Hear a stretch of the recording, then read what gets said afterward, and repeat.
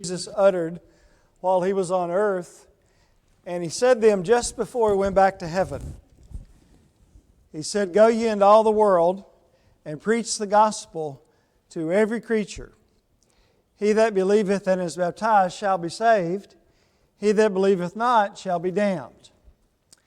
Now, that's commonly called the Great Commission.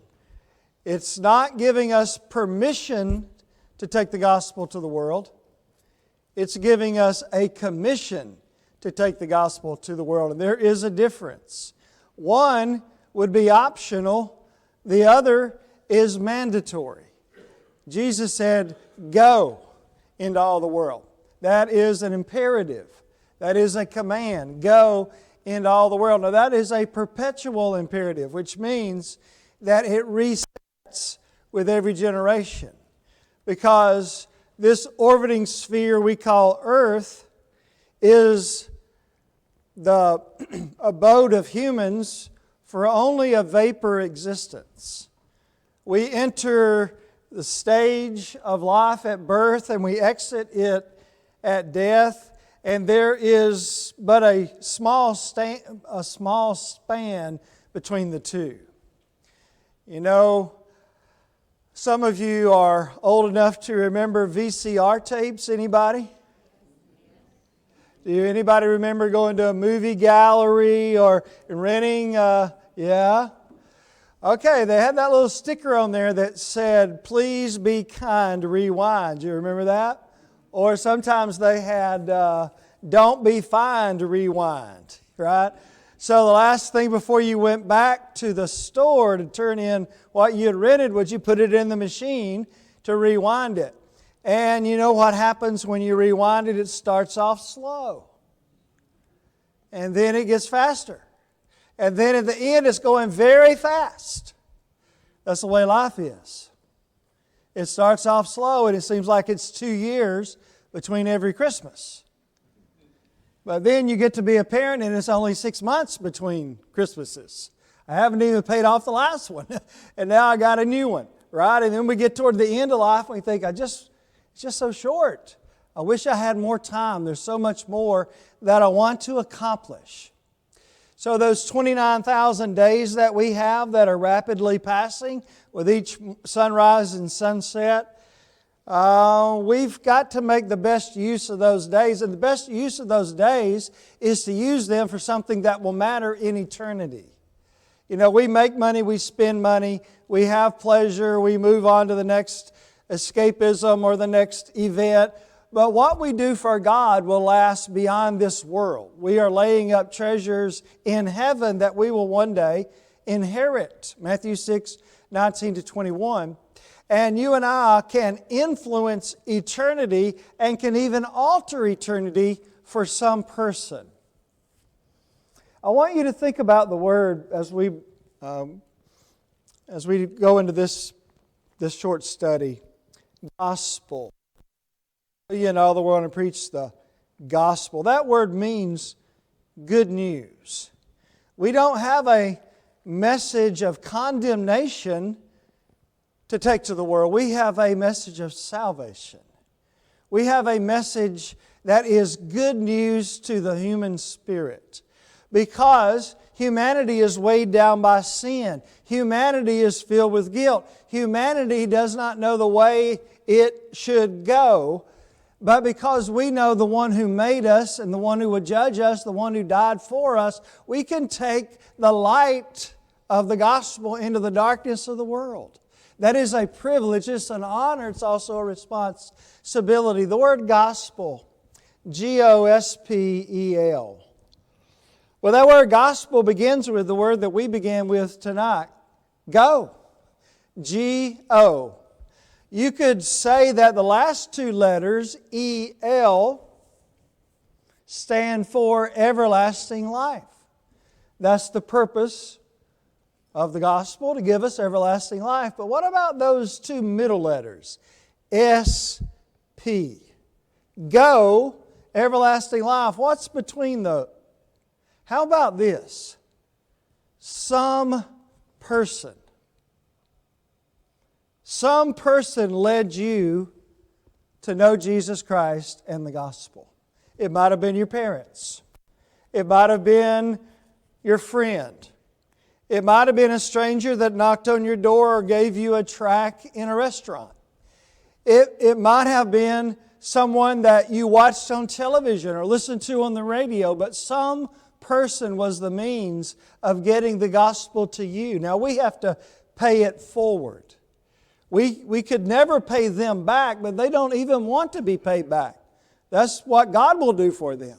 But we pay it forward by taking the same gospel that we received and getting it to someone else.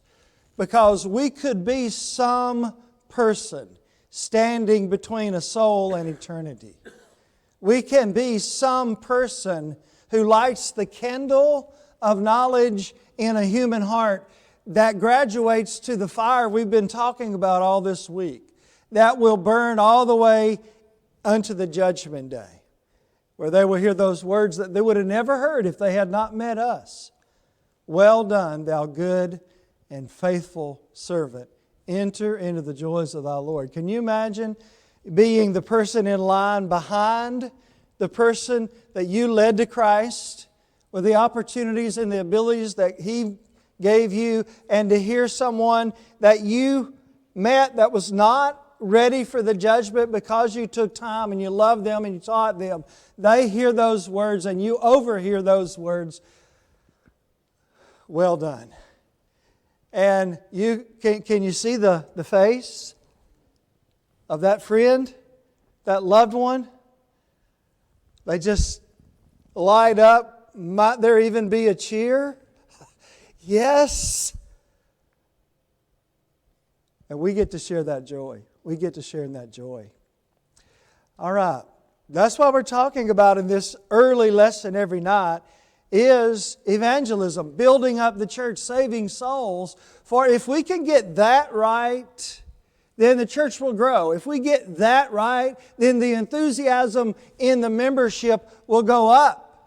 But without evangelism, we can never be what God wants us to be. We can never be as zealous as we should be because we're just going to be dwindling. And we're not going to have any babies around. I'm talking about baby Christians that are new and excited and their enthusiasm just spreads to all of us. So, tonight we're going to talk about the 5 frequencies of evangelism. 5 frequencies. We're trying to make this as practical as possible. There are 5 frequencies on your calendar. There are days, weeks, months, quarters, and a year. 5 frequencies. So, now, this might not be for everybody, but you say, I really want to make a difference in this world. I really want to be used by God for the most good that I can do. Well, here's how to do it. You know, it's great to be motivated for a little while with a gospel meeting and an occasion that brings us all together. That's why we're here. But if it just fades about as fast as it started, it hasn't really benefited us. If 2 weeks from now we've settled back to the same level we were 2 weeks ago, then the gospel meeting helped maybe, but it didn't make a real lasting difference. So this has to be a launching pad towards something higher and better for it to really make a difference in the church and in our personal lives. So this is how we carry it. We bridge this week to next year. This is the bridge. So we make a resolution. We make a decision during a gospel meeting, during a sermon, after a prayer, and we say, I'm going to do something. Well, what is it? Something fuzzy is not a good goal. I want to be more evangelistic, terrible goal. You say, preacher, that sounds like a good goal. No, that's a terrible goal. I want to be more evangelistic. How will you know if you accomplish that? How do you measure that? No. A good goal is measurable and it has accountability built into it. So here we go. 5 things in the balance of our time. What can I do every day that will save souls? What can I do every week that will save souls? What can I do every month that will save souls? What can I do every quarter that will save souls? And what can I do every year that will save souls? See, there are 5 tangible things that we will assign to each of those frequencies. First frequency, every day, do 2 things. Every day, do 2 things. They're not hard things, but it takes discipline to do them. It takes intent. The 2 things we've already said in this series. Invite somebody to come with you next Sunday every day. That's John 1:46. Come and see. Somebody criticizes the church. What's the best answer for that? Maybe it's the same thing that John 1:46 says. Come and see for yourself. Come and see. You will love the church. You will love the people I worship with. You will love the simplicity of the service. You will love the straight from the Scriptures preaching. You will love the church. Come and see.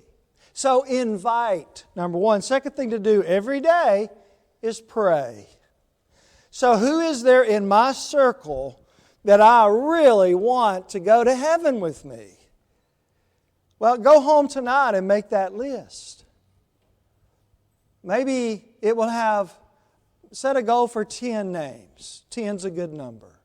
It could be family members, neighbors, co-workers, someone that's related to someone in the congregation. There are a lot of different areas or pools in which to fish, but think of 10 names. And you can even ask someone else. If you've got 8 and you say, I want 2 more. Well, ask a friend, do you know anybody that you'd like for me to pray for? And I guarantee you there's not a person in this room who wouldn't have somebody they want you to pray for, right? So you can put them on the list. So every day invite, every day pray. Everybody can do that. Now, invitations and prayers are difference makers. They keep evangelism on our minds every day.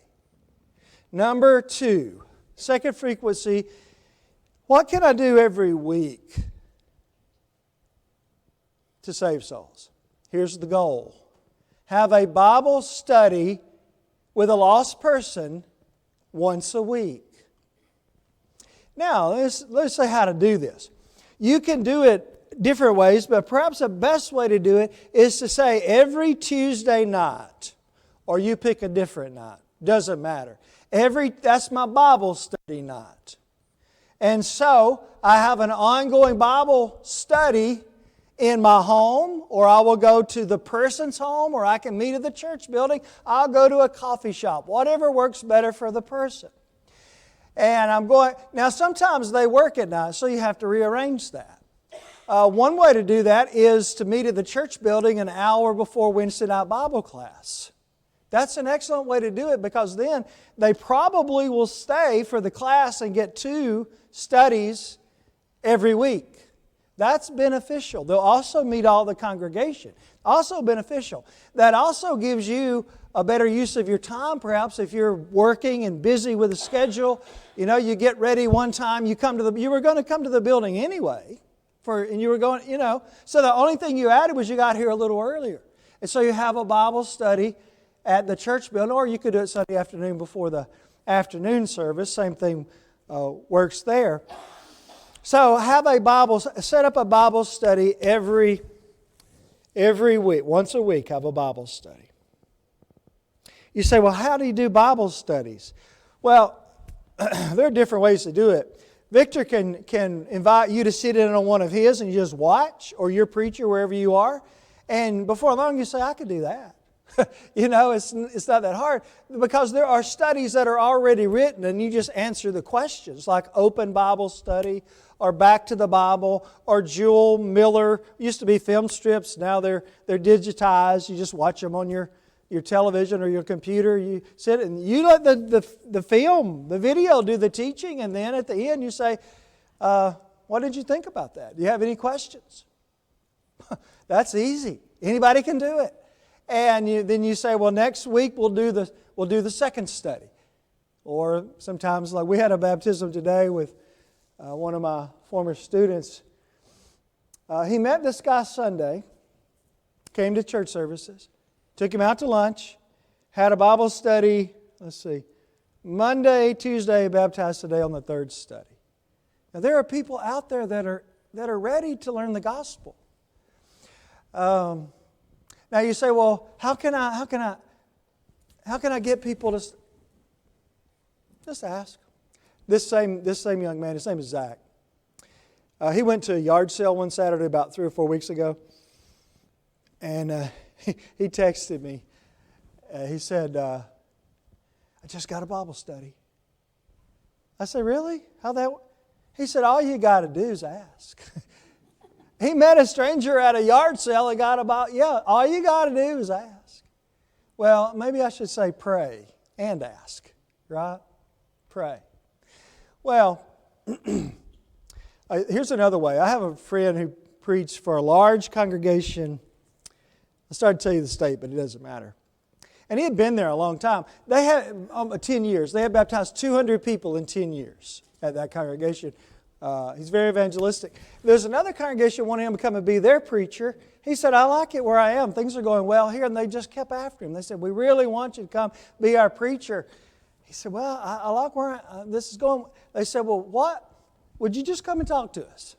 So he talked to them. Long story short, he said, "I will come be your preacher if all the elders around the table," and there was like 5 elders, "if you will agree to have a Bible study with a lost person every week once I get here.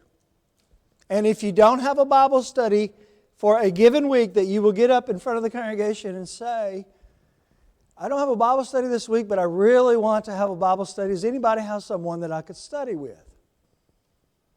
They said, "We'll do it." He moved there. I've preached in that congregation since then.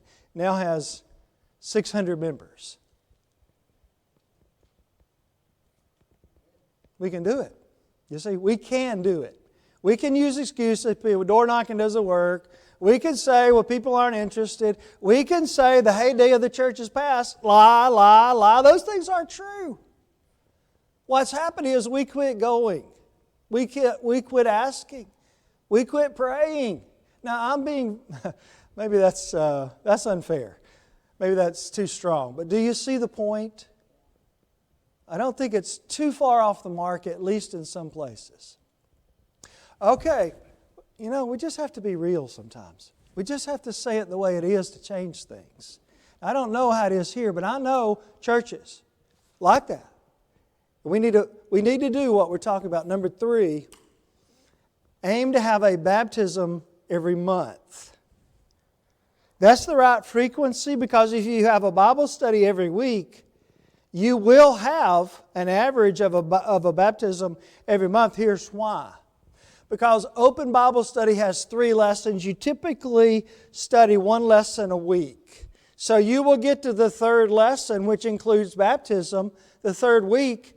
And if they're going to obey the gospel, that's usually when they do it. Back to the Bible has 3 or 4 lessons. I use OBS, but a lot of people use Back to the Bible. And that has 3 or 4 lessons, same frequency. You do that once a week, it makes sense. You say, but not everybody obeys the gospel when you teach them. That's true. But a lot of times you have a study with a couple, like husband and wife.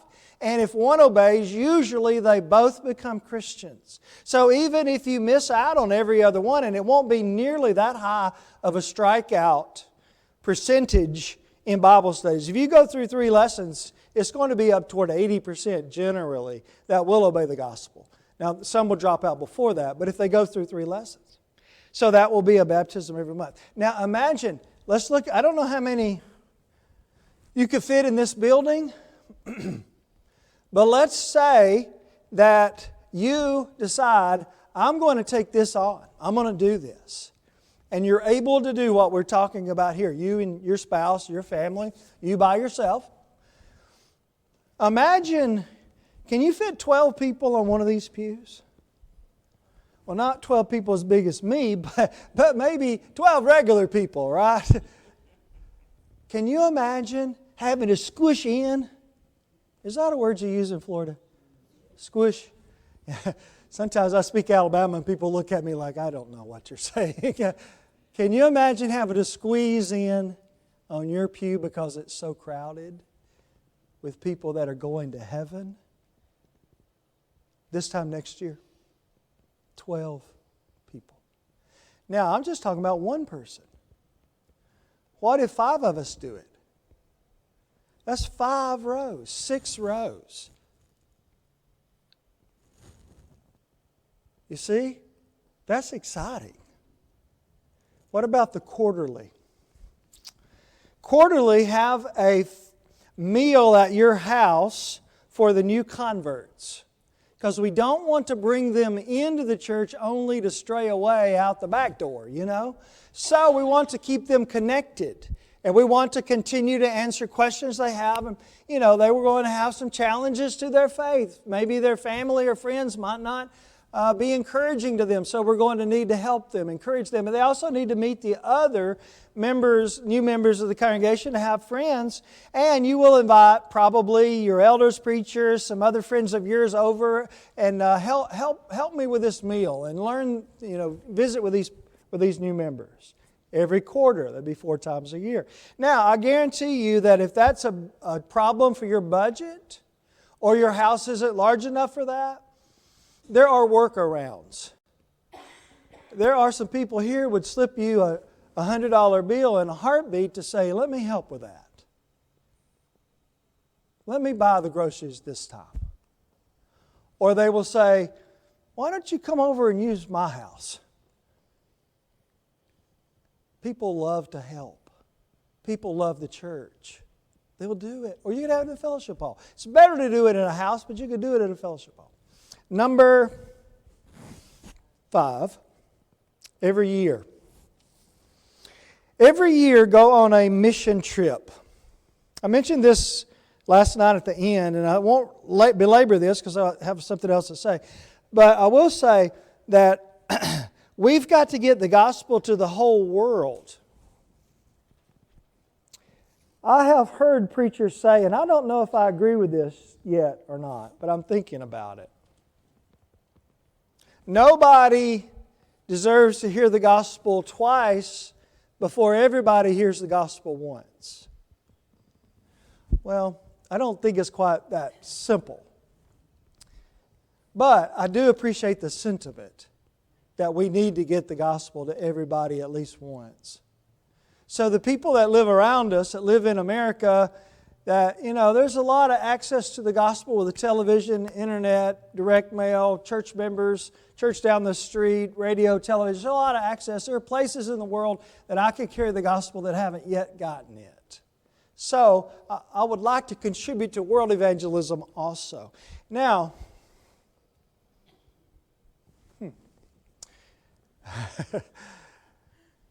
I'll just say this. I wanted to take you through, and I think I can do it in 2 minutes. I probably can't, but I wanted to take you, that's what individuals do, 5 frequencies. Churches have the same 5 frequencies. What do we do as a church to encourage evangelism every week? Have members praying about the known Bible studies going on. So you have a Bible study. Don't you want people to be praying for success? Absolutely. So you let somebody know about that. And there's a group praying about that every day. Now, every week, celebrate your successes. For instance, maybe you got a Bible study. Let's say Victor's got a Bible study and he gets up and he says, man, I got a really good Bible study going on before his Wednesday night class with John Smith, whoever. And be praying about it because we're doing lesson 3 tomorrow night. So, talk up. I've got a friend that, they don't even count the baptisms in the church where he is anymore. It's amazing. They took the board. People take that board down because it's depressing. They took it down because it was distracting. They don't even know how many, their building is so full they pull out chairs. They're baptizing people. They got members that are having Bible studies at the building every day. Now I forgot what I was going to say. Oh, he said, what gets praised gets pushed. So praise evangelism in the church. The people that are doing what is most important every week. Talk about it. Talk it up. Number 3, every month, have your Bible presentation Sunday. give a Bible to every new convert. And so during that month, maybe you've had 3 or 10, whatever number. You call them up. Well, the church got you a Bible. It's inscribed. It's a nice Bible. And that way they feel like the church loves them, and that's absolutely true. And also everybody sees the face. They know the person. Every quarter, well, on the month there are 2. The second one is every month preach a sermon about evangelism.